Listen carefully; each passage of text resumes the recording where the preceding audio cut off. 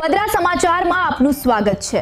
પાદરા સ્થિત Sardar Vallabhbhai Patel medical charitable trust રાહત દરની હોસ્પિટલમાં ઉમરાયા નજીક આવેલી આક્રોમા ઇન્ટરનેશનલ પ્રાઇવેટ લિમિટેડ કંપની દ્વારા લોકહિતાર્થે અદ્યતન મેડિકલ સાધનોનું દાન કરવામાં આવ્યું છે।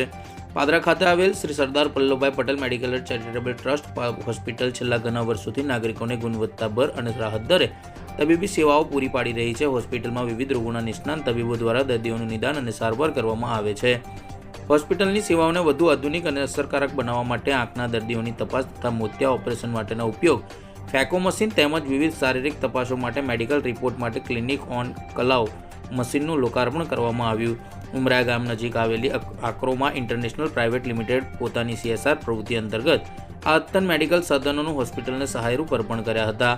આ પ્રસંગે કંપનીના HR manager Hemant Patel, CSR હેડ ગીતાબેન રાઠવા, ફેસિલિટી મેનેજર કૃતિકા ગાંધી તેમજ સરદાર વલ્લભભાઈ પટેલ મેડિકલ ચેરિટેબલ ટ્રસ્ટના પ્રમુખ સુરેશભાઈ ઠક્કર, ઉપપ્રમુખ ગજેન્દ્રભાઈ પાઠક સહિત મહાનુભાવો ઉપસ્થિત રહ્યા હતા। હોસ્પિટલ દ્વારા સાધનોની સહાય બદલ કંપનીનો આભાર વ્યક્ત કરવામાં આવ્યો હતો। ઉપસ્થિત મહાનુભાવોના હસ્તે મેડિકલ સાધનોનું વિધિવત રીતે લોકાર્પણ કરવામાં આવ્યું હતું।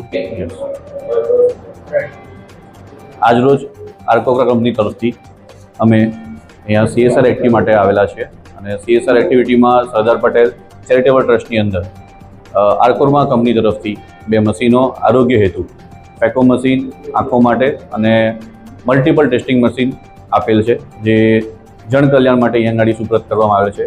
એનો સારો એવો યુઝ થાય અને આ જ રીતના હજુ પણ સારા એવા CSR કામો કંપની આગળ કરતી રહેશે અને કરતી આવેલી છે।